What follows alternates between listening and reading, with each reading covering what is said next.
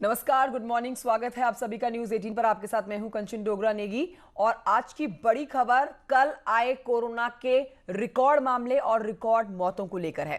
उत्तराखंड में कल 462 नए मामले आए सामने और अब जो कुल मरीजों की संख्या है वो 54,500 के पार पहुंची हुई है, जिसमें 7300 एक्टिव मामले हैं। 18 मौतें कल रिकॉर्ड दर्ज की गई हैं। ये बड़ी बात आपको बता रहे हैं। 734 पहुंचा आंकड़ा।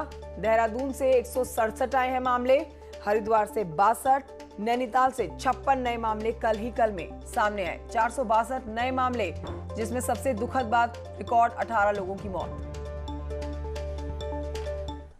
बढ़ते हैं आगे। इस वक्त एक और बड़ी खबर आ रही है पिथौरागढ़ से, जहां पर केएमवीएन के अध्यक्ष कोरोना पॉजिटिव पाए गए हैं। जिला अस्पताल में भर्ती हुए जोशी केदार जोशी हैं केएमवीएन के अध्यक्ष, और कुछ दिन पहले ही जोशी की पत्नी भी हुई थी कोरोना से संक्रमित।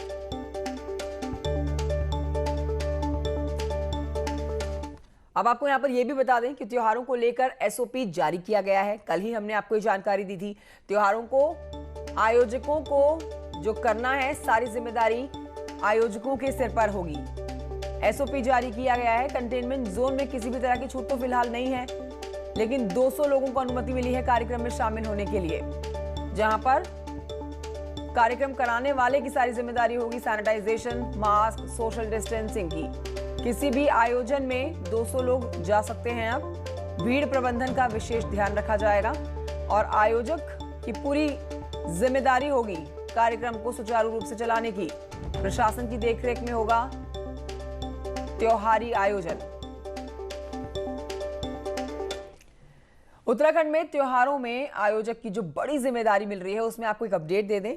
कोरोना को लेकर खतरा भी टला नहीं है। ऐसे में सवाल ये जो खड़ा हो रहा है, ये शासन का फैसला है कि लोगों की जान के लिए आफत बन जाएगा आने वाले समय में। वहीं अब इसे लेकर सियासत भी शुरू हो गई है।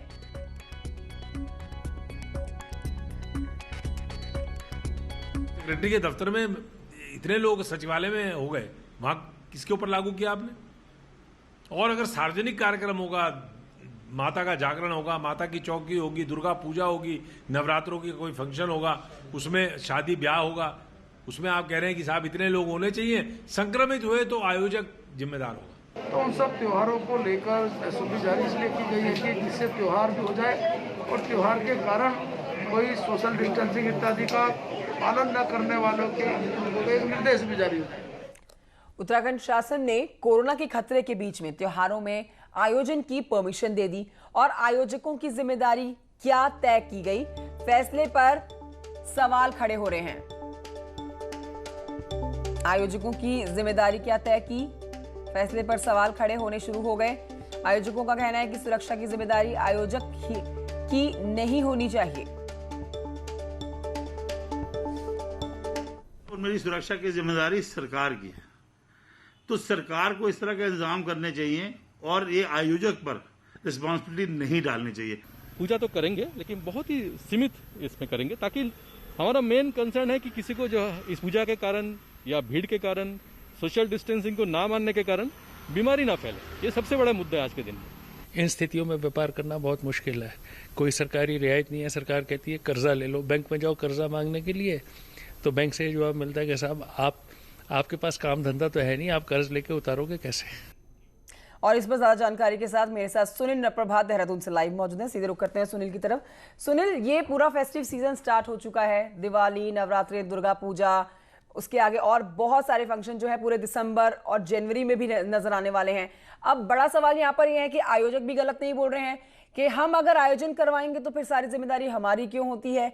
कुछ जिम्मेदारी सरकार की भी होनी चाहिए। कार्यक्रम करवाने हैं, आयोजन करवाने हैं, लेकिन जिम्मेदारी कोई भी लेना नहीं चाहता, चाहे वो सरकार हो चाहे वो आयोजक हो।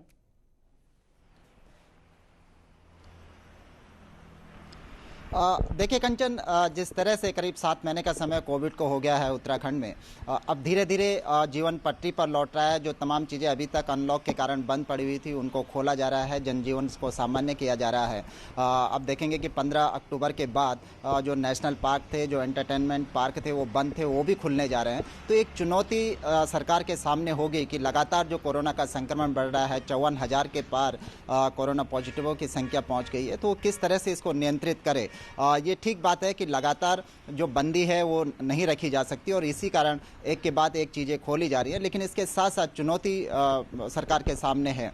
इसके लिए सरकार ने अब अवेयरनेस प्रोग्राम पर जोर देना शुरू कर दिया है। खासकर जिस तरह से कल मुख्यमंत्री ने एक स्कीम लॉन्च की कि लोग छोटी छोटी वीडियो बनाएं अवेयरनेस प्रोग्राम के लिए कि किस तरह से उन्होंने कोरोना पे जीत दर्ज की, किस तरह से सोशल डिस्टेंसिंग का वो पालन कर रहे हैं। और इसमें बाकायदा एक कैटेगरी रखी गई है कि सर्वश्रेष्ठ जो 3 वीडियो होंगे, बताया गया कि 30 से 60 सेकंड तक के वीडियो बनाएं और सर्वश्रेष्ठ जो वीडियो होंगे उनको सरकार पुरस्कार देगी। 1 लाख रुपए, 75,000 रुपए, 50,000 रुपए की राशि रखी गई है। तो कुल मिलाकर सरकार का जोर है कि जो जनजीवन है वो पटरी पर लौटे और लोगों के बीच अवेयरनेस कैंपेन चलाए जाएं, लोग जागरूक हों कि किस तरह से सोशल डिस्टेंसिंग का पालन करें, जब वो घर से बाहर निकलें तो मास्क पहने, भीड़ भाड़ वाले इलाकों में नहीं जाएं। और सरकार के लिए एक बड़ा चैलेंज ये भी है कि जो त्योहारी सीजन है, एक के बाद एक त्यौहार आने वाले हैं, उनमें गैदरिंग होगी। हालांकि एसओपी जारी की गई है कि कहीं पर भी 200 से अधिक लोग किसी गैदरिंग में न हो। इसको लेकर भी ये पैरामीटर्स कैसे सेट किए जाएंगे? आप सोचिए कि अब जो 2 बड़े आयोजन जो होने वाले हैं, जो लगभग पूरे 10 दिन तक चलने वाले हैं, दुर्गा पूजा और रामलीला का, जिसमें भारी संख्या में लोग आएंगे, आप किसी को रोक नहीं सकते हैं। ऐसे में आयोजक हाथ खड़े कर रहे हैं कि हम कार्यक्रम तब तक नहीं कराएंगे जब तक सरकार जिम्मेदारी नहीं लेगी। एक सवाल यह है कि क्या आयोजकों पर दुर्गा पूजा, जगह जगह पे पंडाल लगाना, रामलीला कराने का भी कोई प्रेशर होता है सरकार की तरफ से?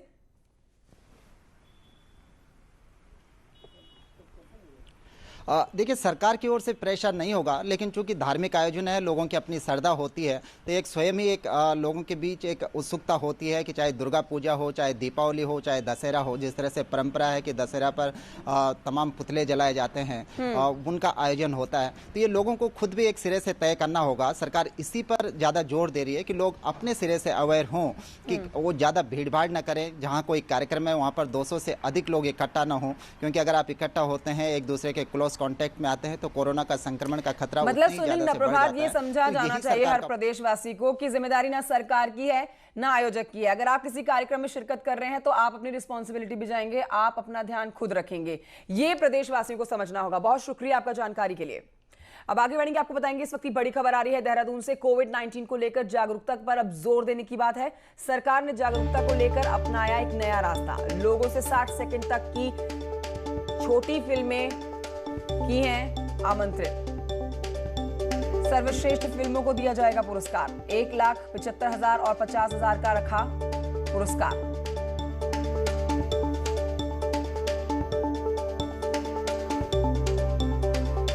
तो अब आपको ये बताएं कि सीएम त्रिवेंद्र सिंह रावत ने राज्य वित्त आयोग के तहत पंचायतों को 62 करोड़ 21 लाख रुपए ट्रांसफर किए हैं। ये फंड 7,791 ग्राम पंचायतों, 95 क्षेत्र पंचायतों और 13 जिला पंचायतों को डिजिटल फॉर्म में ट्रांसफर किया गया। सीएम ने कहा कि डिजिटल ट्रांसफर होने से कामों में तेजी और पारदर्शिता आएगी। सीएम कहते हैं कि पीएम मोदी के डिजिटल इंडिया प्रोग्राम को साकार करते हुए लगातार काम हो रहा है। डिजिटल सिस्टम होने से केंद्र और राज्य सरकार की तरफ से दिया जा रहा पैसा पंचायतों के खाते में सीधे पहुंच रहा है। सीएम कहते हैं कि कोरोना महामारी के बीच में गांव के लोगों की भूमिका बेहद अहम होती है। ऐसे में सभी स्तर पर गाइडलाइंस का पालन बेहद जरूरी है।